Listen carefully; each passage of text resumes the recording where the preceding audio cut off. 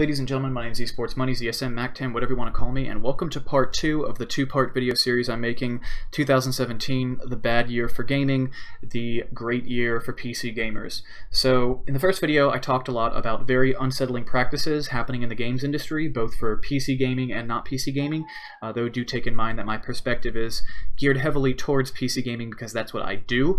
I'm not a big console gamer and I haven't owned a console in many years, and I don't know if I'll ever own one again, though I am not opposed to the idea. I am one of those PC Master Race people, but things like the Nintendo Switch appeal to me. Anyway, today I'm going to be talking about, in this video, I'm going to be talking about why this year has been, though a horrible, horrible year for gamers in terms of general practices and business practices, in terms of both new things being released to market and great market practices. This year has been one of the best years. It's been one of the most exciting years to date in computer hardware in a very, very long time. In fact, this is probably the most exciting year that we will have in PC hardware for many years to come.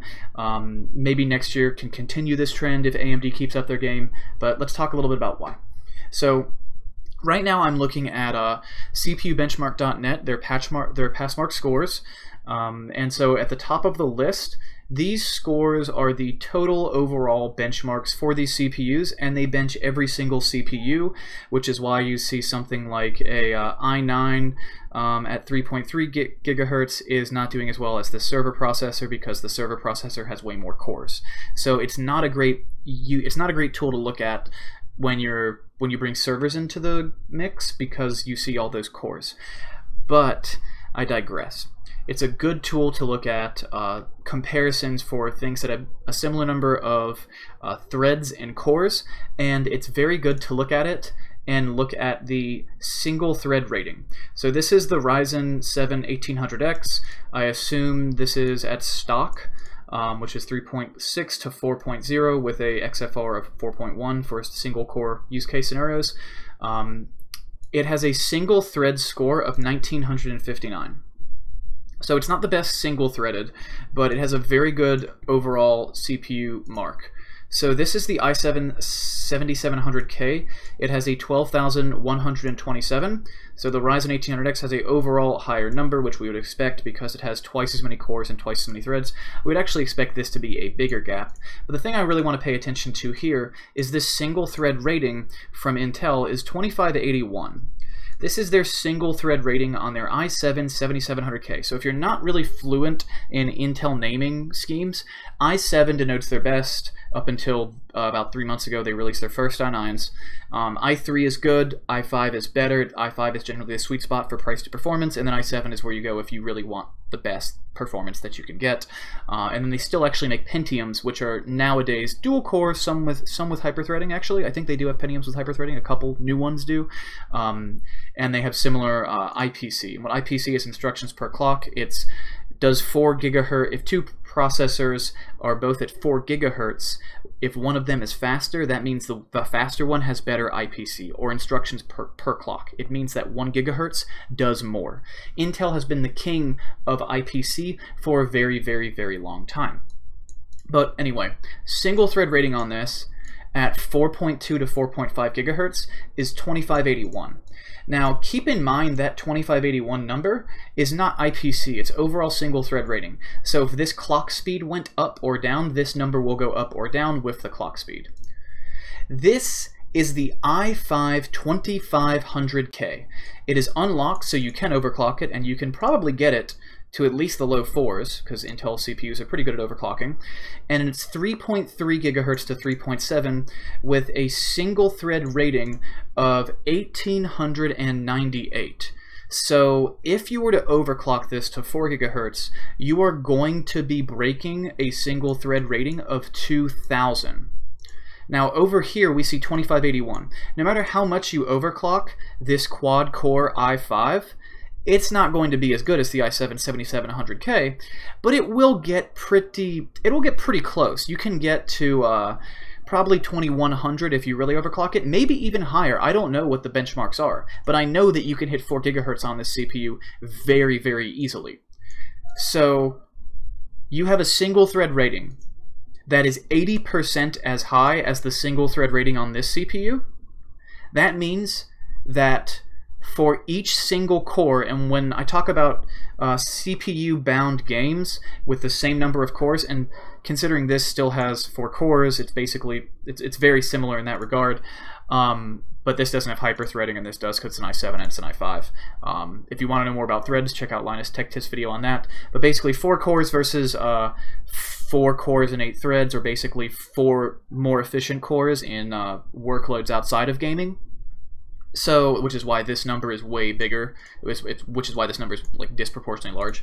But for single-threading games, which if you think back to StarCraft 2 is always the benchmark I use for single-threaded games because it basically just uses a single core or thread, then this CPU, that is Intel's flagship gaming CPU, this is a $335 CPU, it has a slightly faster version today, which just basically clocks at 4.7 to 5.0 gigahertz, and it's the same IPC, it's the same everything else, and it's a $350 CPU, just like this is $335. It's just newer, that's the only difference. It's going to get you 20% more FPS than this CPU, which came out at the end of 2010, and this is actually benchmarked in Q4 2016. I think this actually came out in the end of December. This is essentially an early 2017 processor. This is basically a 2017 processor. An i5, let me repeat this. An i5, a processor that was $50 cheaper, made by the same company, to the almost exact mark, 6 years older. Six freaking years older than this, does 80% as well in single-threaded tasks. In games that only use 1 core, and there aren't that many of them anymore, thank God, but StarCraft 2 being a big one, and StarCraft 2 is the thing I benchmark my CPUs with because it's so bad at using multiple cores. In StarCraft 2, in games that only use 1 processor, this 6-year-old CPU is only beaten by 20% by something that came out the start of this year, end of last year, for a higher price point. This is absolutely absurd.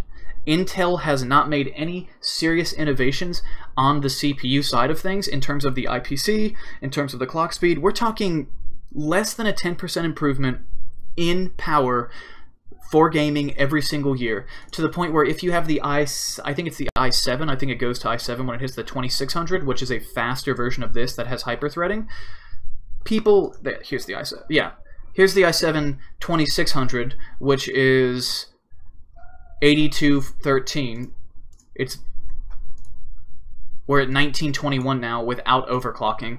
Essentially, we're talking a very, very similar chip. After all these years, there are people, if you, this isn't the K version. The K version is going to get even higher scores because the K version means it's unlocked. If you're an AMD CPU user, you can unlock any CPU, you can overclock any CPU. If you buy Intel, you can only overclock once with the K in the name. If you have this CPU that was made at the end of 2010 today, most people will still tell you, if your resolution is at least 1080p, to buy a new graphics card first. Even if you bought this CPU in 2010 and you bought a new graphics card in 2013, people will still tell you, if all you're doing is gaming, buy a better graphics card. And that's not a testament to how long CPUs last. That's a testament to how little progress, how little innovation, how little has happened at all from Intel CPUs in those years. And the reason being is ultimately because AMD's 8-core processors, such as the FX 8350, which I unfortunately owned, this has an IPC, or this has a single-thread rating of 1507 despite being at 4 gigahertz. This has close to 2000 despite being way below 4 gigahertz. And this has way more power consumption. This came out 2 years later than this guy, the 2600, and it has double the number of cores. So it's pretty good in multi-threaded applications. If you have games or programs that can use all 8 cores, such as Dota with Vulkan, this CPU is much better than the Intel one. But in almost all other gaming scenarios, the Intel CPU is better. In almost all of them. Some streaming scenarios, this guy might still cut ahead, but anyway, especially back then when less things were multi-threaded, this CPU was garbage for gamers, and gamers direct the flow of the market. Like, people might not realize this. People say that blah blah blah blah, like business, enterprise, all those things really direct the manufacturer of CPUs. No. Things like this CPU, the i7-7700K, this is made for a single purpose, and that's for people that are gaming at absurdly high refresh rates. That's why these super high single-threaded performance CPUs exist. AMD's FX8350, which is my previous processor, is a pile of trash in games that only use 1 or 2 cores compared to this guy. And fortunately compared to this guy, the brand new AMD Ryzen, which brings me to the point of this video. So, the Ryzen 1800X has a 53% IPC increase over this guy, and that's what AMD advertised, and considering we see a 33% increase here, and the clock speed is lower, that actually makes sense. They're dead on. 53% increase in IPC. Their single-threaded performance is not as good as Intel's. But the thing about AMD's Ryzen 7 1800X is that the 1700 is essentially the same chip, except it hasn't been binned to be determined that it's stable at the same frequency that it runs at. So if you get a 1700, which only costs $300, you now have a CPU that, if you get on sale, is $30 to $50 cheaper than this guy, and no, it doesn't do as well. It's about 10% behind in frames. It's going to get you 130 or 140 or 150 frames, where this CPU is getting you 160 to 180 frames. But when you turn on OBS and start streaming that software, this thing will drop to way below its original mark. It will drop below this guy. This guy absolutely crushes it in streaming for a lower price point. It is an 8-core CPU that is $300 that does not suck. An overclock 1700 does not suck, and it's super cheap. And because of this, AMD clawed back into the market share in a big way. Suddenly AMD went from being space heaters that suck to pushing Intel to make innovative changes. And the i7-8700, I don't know if this has been benchmarked yet as a brand new CPU. The 8700, I don't think it's, probably not. Oh, it is. So the 8700 is up. This CPU, brand new Intel CPU, is basically a 6-core version of the 7700K, and because it only has 6, it's got 3 samples though, so it's only a few people out there have tested it. Because it has 6 cores instead of 8, it actually will drop the frame rate that your viewers are seeing on streaming lower than the 1700, than AMD's 1700 or 1700X or 1800X. So it will actually be outperformed in some streaming scenarios. That being said though, this is a much better streaming process, this is a much better streaming CPU, and it performs just as well in games as the 7700K. It's 6 cores as well, with 12 threads, and its price is, at least MSRP, what it's supposed to be, is around $350 to $400. And it's coming out right now. It just came out, like, I think originally hit the market 4 days ago. This CPU would not fucking exist if it were not for this CPU. Intel, for the first time ever, they have had 4 cores on an i5, so this is the i7, but they had 4 cores on this i5 in the 4th quarter of 2010. No hyper-threading, but in the 4th quarter of 2010, they had a CPU that is essentially the same as the CPUs that came out last year. There's no difference year to year between Intel CPUs if you're getting them at the same speed and the same processor count. And they have been the same processor count the entire time. They're just now making the jump from 4 cores to 6 cores on their flagship gaming CPUs, their mainstream, I would say the high end of the mainstream, not the crazy enthusiast i9s, but the high end of the mainstream. And this is all happening because of AMD's Ryzen. It's all happening because of AMD Ryzen. And we can see this in another area. So the i9-19, this is the crazy one, I think. This is the crazy CPU. This is the big guns. This is the CPU everybody dreams of, I think. So this is an 18-core CPU, but it's not a server CPU. It has a turbo of 4.2 gigahertz. It has a TDP of 165 fucking watts. That's 40 watts higher than my old CPU, which was considered a space heater. It literally kept my room warm in the winter. I had all of the vents in my room closed, and it gets to -10 where I live, just from having that CPU and 3 monitors on, and the monitors really don't put off a lot of heat. They're pretty new. I was able to cool my room, and this thing is almost 50% higher watts. It's like 40% higher watts. If you can cool this thing, then you have a machine that's basically the 7700K with 18 cores. It can game like a 7700K, but it can also render things 10 times faster. It's insane. It's an insane CPU, and it costs $2,000. Why does this CPU exist? Because AMD came out with this thing called Threadripper. It's a 16-core CPU, 180 watts, also a space heater, but it's a 16-core Ryzen with 32 threads, with the same single-threaded performance as my 1800X. Which means these are essentially CPUs built like server CPUs with 1,000,000 cores, but they have the same IPC and the same crazy clock speed as the gaming CPUs.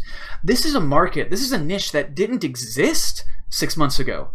This is a super high-end gaming CPU that is designed for gamers that like to do content production, as was the original 1800X, but to an extreme. An extreme that you couldn't get here, you couldn't get anywhere else but in server CPUs.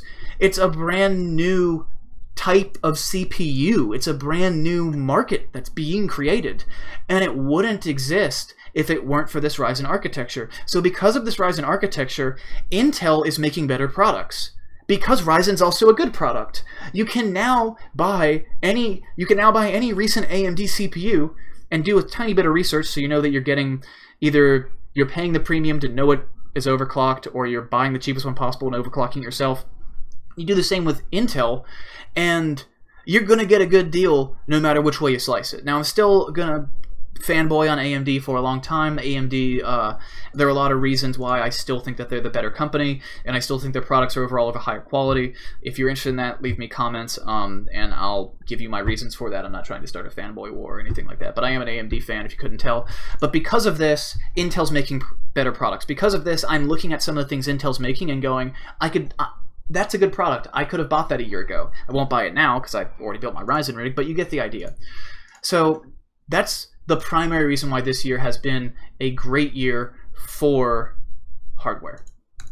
The secondary reason is, so I'm not big on NVIDIA. I'm not big on NVIDIA for a single crime NVIDIA committed a few months ago or a few years ago when they came out with G-Sync. Now, G-Sync essentially matches your refresh rate of the refresh rate of your monitor to the refresh rate of your GPU. And what this does is eliminate screen tearing without any additional input lag and any additional stuttering on your computer. Sounds great, right? Well, the thing is, AMD has a similar technology called FreeSync, and both of these technologies require a specialized chip to be installed into the monitor. The actual cost of this chip is next to nothing, but Intel charges a proprietary fee to monitor manufacturers so that a monitor's price goes up between 30 and 100%, depending on what monitor you're getting when you go with Intel. If you go with AMD, the price is basically the same. It's a nice feature. One of my monitors here has FreeSync. I don't own an AMD GPU. I've never used it, but I'm still happy it has it. If it had G-Sync, I'd be all about it. But anyway, I digress. NVIDIA has been one of the primary reasons why hardware's been so good lately, and that's because their 10 series GPUs, their 1060s, their 1050 Ti's, their 1070s, their 1080s, 1080 Ti's, all of those GPUs are super freaking powerful, and they're super freaking cool. My GTX 1070 is not as good as a 980 Ti if you overclock the crap out of it, but it's really close at stock. In fact, in some situations, my 1070 is better at stock. I have a reference cooler on mine, and I almost never overclock it. It's insanely good for its thermals, and it's freaking cheap. I got mine for $450 the day it came out. And because it's so cool, and because it doesn't require a lot of power, you can put them in laptops. You can get a laptop with a 6 gig GTX 1060 and have an above satisfactory VR experience with it. It's making the price of GPUs go down. Meanwhile, AMD has basically dominated the low to mid, the price to performance with their 480 and 580 GPUs. They're 8 gig versions. When these came out at MSRP, you're talking $230 for a graphics card with 8 gigs of RAM. Now, it hasn't been all sunshine and flowers on this end of the spectrum because of the fact that cryptocurrency mining exploded and AMD has the better architecture for it. It's just the way it's always been, probably the way it will always be, but AMD graphics cards, because of the way stream processors work and because of the way CUDA cores work, AMD's graphics cards mine more efficiently than NVIDIA's. This means that miners buy up all of those 8 gig 480s and 580s and use them to mine, which drives up the price of the graphics cards, and then gamers can't buy them, which also drives up the price of GeForce cards. But GeForce cards haven't gotten that much more expensive. AMD also released the RX Vega 56 and 64. You should probably not buy the 64, it's just an overclocked 56. But the RX Vega 56, its MSRP is supposed to be $399, and it's a bit more powerful than a 1070. And not only is it a bit more powerful than a 1070, AMD products have the, generally speaking, they get better over time. It's a meme, fine wine, they age like fine wine. They get better over time as drivers become better, while NVIDIA tend to get worse over time because they come out very well optimized. Another nice bit about the Vega cards is that they're compatible with FreeSync, which means you can save $300 or $400 on a freaking monitor if you get a nice monitor. So, food for thought. I will say that the state of the graphics card market is not ideal right now. Everything is a little bit more expensive than it should be because of the cryptocurrency mining boom, and I dare you to find an RX Vega 64 or 56 because they're sold out everywhere and they're overpriced as hell. But outside of that, the graphics card market has been very good lately. At least AMD fought back with something, and AMD's always been competitive in the mid-range graphics card in the price to performance area. I would rather have a 580 8 gig or a 480 8 gig than a GTX 1060 6 gig. I really would. That extra memory is a big deal when you want to do VR stuff. I absolutely would. But either way, the 1080 Ti at $730, you can get 100 FPS in Doom on Vulkan at 4K. That's insane. And if you're like me and 50% of the people that use Steam, compared to every other resolution, it's like 50% of us are at 1080p. And I make my videos at 1080p. So I'm going to be staying at 1080p. And I'm going to keep looking at all my 1080p monitors. So graphics technology is only going to get better. Our frame rates are only going to go up in the next year, unless you're raising your resolution, and then you'll start to pay a fee again. So thank you. This has been the end of 2017, the bad year for gaming, the great year for PC gamers. If you're into hardware, I know you've had a great time. I've had a great time. And yeah, if you like the video, hit those like and subscribe buttons, and I will see you guys next time. Peace out, y'all.